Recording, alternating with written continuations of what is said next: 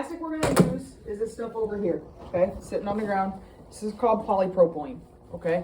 The difference, the two plastics that we usually use in orthotics is gonna be polypropylene, or this stuff right here, it's just called copoly, okay? What's the difference? What's the main difference you see? Polypropylene is slightly transparent. It's transparent. That's really the only difference you're going to be able to see from your eye as to what the difference is. Okay, so copoly, they all come in different thicknesses, but these two they should be the same. I think they're both 3/16. So copoly is this solid white color. Okay, polypropylene is a little bit more translucent. Sometimes has a yellow tinge to it, based depending on how old it is, where it's been sitting. Okay. But AFOs, a majority of AFOs are made out of either polypropylene or copoly. Biggest difference between copoly and polypropylene is that copoly can be stressed more. Okay, it can go under stress more, it can bend more. This polypropylene has a tendency to crack. So depending on who you work for, when I worked for Shirley Ryan, they always did AFOs out of polypro. Okay, even though it has a tendency to crack in colder weather, we still did everything out of polypro. Don't ask me why, I have no idea. Okay, other places will do it out of copoly, especially in the Midwest. Polypropylene, you'll see it down in the South, you'll see it Arizona, Florida, all those places, because it doesn't matter in the heat. Okay, the biggest thing is in the cold, but we still make them out of this. Okay, so they get brittle in the cold, or they can, yeah, yep. Just the way the polymer chains are made up inside of these plastics, this is just a little more fragile. It can be a little more rigid. You can see on someone's device, if they have an old copoly one, you'll see the strain, the stress and strain from where it's bent a little bit, but it doesn't crack immediately. Okay, this stuff, if you flex it too much, it's just gonna pop on you. Just by looking at the two, I'm thinking hers is copoly because a lot of people up here do them in copoly. I don't know if maybe it was, I've never even checked to see like cost analysis wise if polypropylene might be a little bit cheaper. It might be, it's just a little cheaper. Right. So this is what we're gonna use, okay?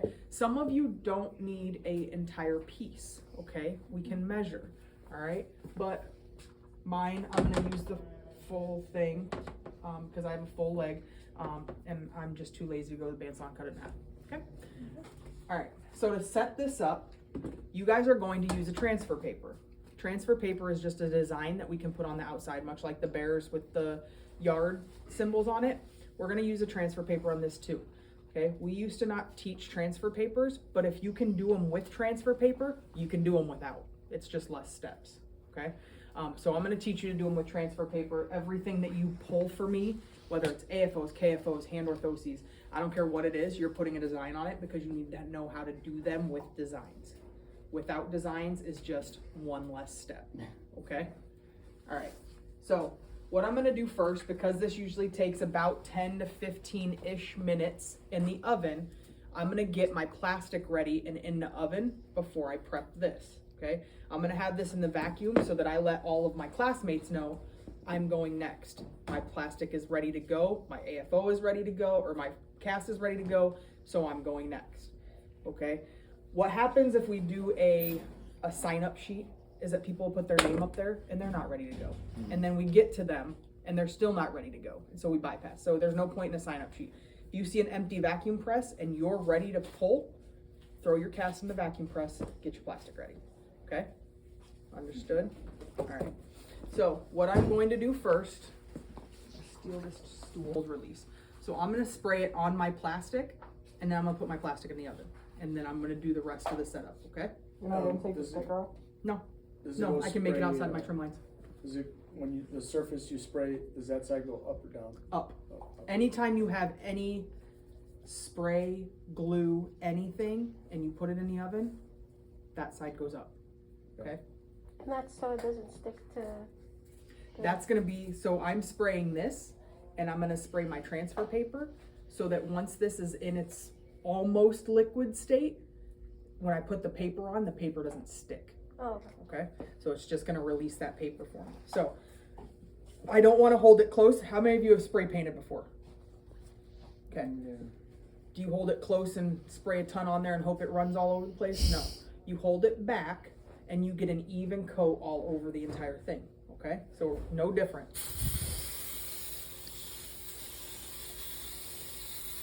Just breathe it in. Smells great. Wanna try? No, I'm good. All right, so the other thing I'm not gonna do is just put this on the edge. How many of you did I tell when you put your cork in or when you put your tri-lam in, put it in the middle because it'll get better evenly dispersed with the heat, right? It's no different. We have no bottom to this oven. So the further into the middle we put the plastic, the more evenly it's going to melt for us, okay? We also do not spray the silicone spray on while the oven is open, okay? The reason for is that's a chemical. If there is any kind of open fuse in here whatsoever, it will ignite, okay? Then you might die. Yeah. So I'm putting mine in the center. I'm gonna set it there, push this back. Am I gonna slam the door down or am I gonna gently put the door down? Slam it. All this is a design, okay? This looks kind of ugly right now, right? It's not very bright, it's dull colored. It gets super bright once it's put on the plastic, okay? So don't let that deter you. There's a couple back there that look like they might be ugly, and I can assure you they're not. They're extremely bright. So my plastic is about that wide, so that's how wide I'm gonna make it. With transfer paper, pay attention to what direction the design is, okay? If the paper was printed with the design going this way, and you cut it this way and put it on the AFO, all of your cats and dogs are gonna be sideways on your AFO, your fish might be upside down. Pay attention to what the design is, okay? This one doesn't matter, it's a bunch of hands in a bunch of different directions, so it's just gonna get cut up and down.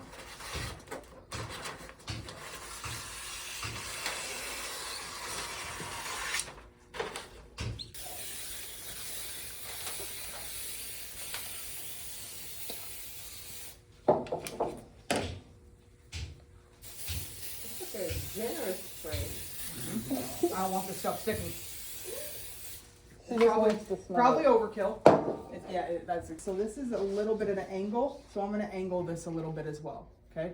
Because I'm gonna tighten this down to this pipe, okay? And that's gonna hold this in place. This is why I said you want your pipe to be at least 8 inches out of the top of your cast. If it is not, once you put it in here, you have nothing to screw down to, nothing to hold your cast, okay? So, put this in there. Foot down, right? Because when we put the plastic on, we're gonna drape it and pinch it, and we're cutting the anterior off, right? So I want foot down, because this all needs to be nice and smooth. Off position, just like your foot orthosis, right? To shut off vacuum, it's perpendicular to where the vacuum is actually pulling from, right? So we're gonna keep that perpendicular. I'm not gonna turn this on yet because I don't even know if it's 100% set up right. I didn't follow directions. So this is massive, so I'm gonna cut this in half.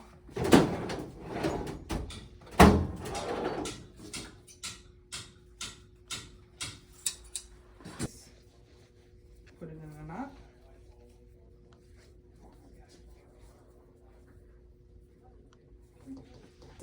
Is a heated up piece of this Aliplast.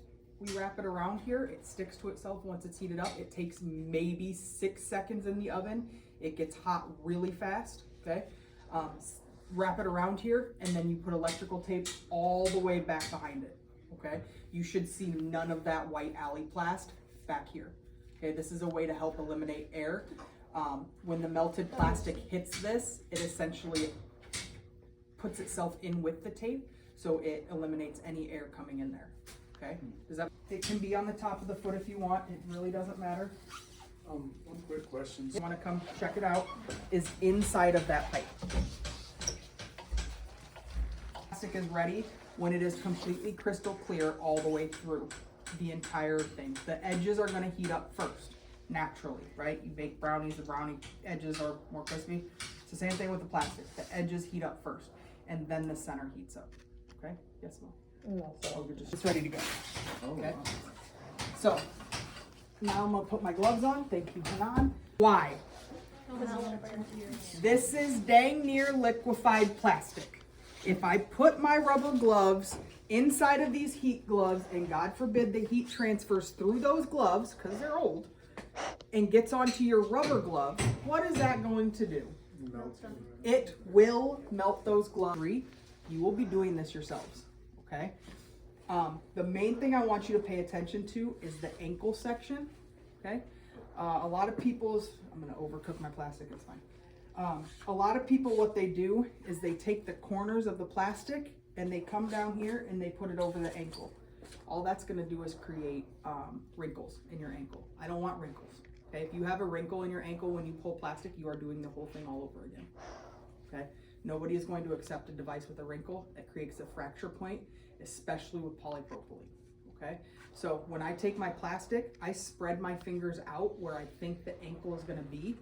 I'll bring it over here, lift it up, and then I'll connect my fingers with that plastic so that that ankle section does not wrinkle, okay? And you said It's plastic. If I touch the outside, I'm leaving prints on it. I'm leaving finger marks. Any texture on the gloves is going on that plastic. So anything that I do, if I'm trying to manipulate the plastic at all, you'll see me go inside of the plastic, okay? Everybody understand? Interior of it so that you're But yeah, but still inside. So even if I get a wrinkle here, I'll shove my glove up inside of here and spread it to get it out. I don't have any problem doing that, okay?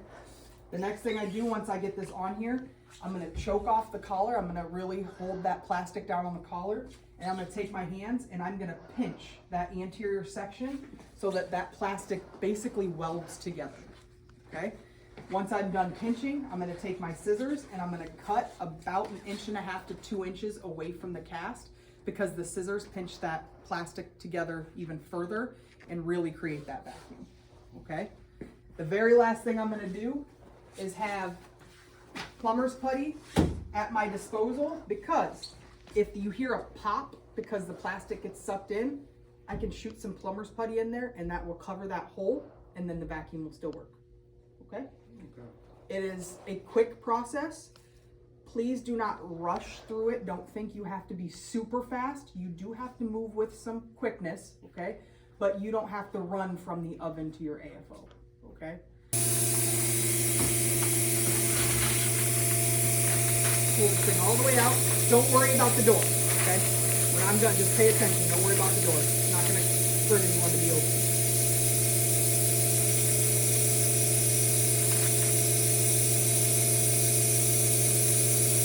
Make sure there's no wrinkles. Just put quite a bit of pressure on here, because I really want this to come out with the design everywhere.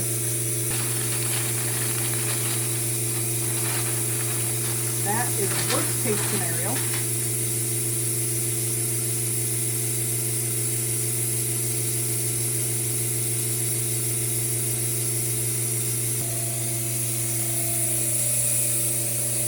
Ankles are not there.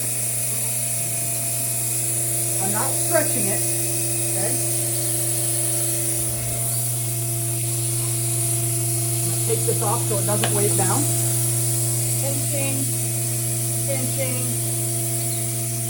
this all the way down at the collar. Let's see if this vacuum actually works.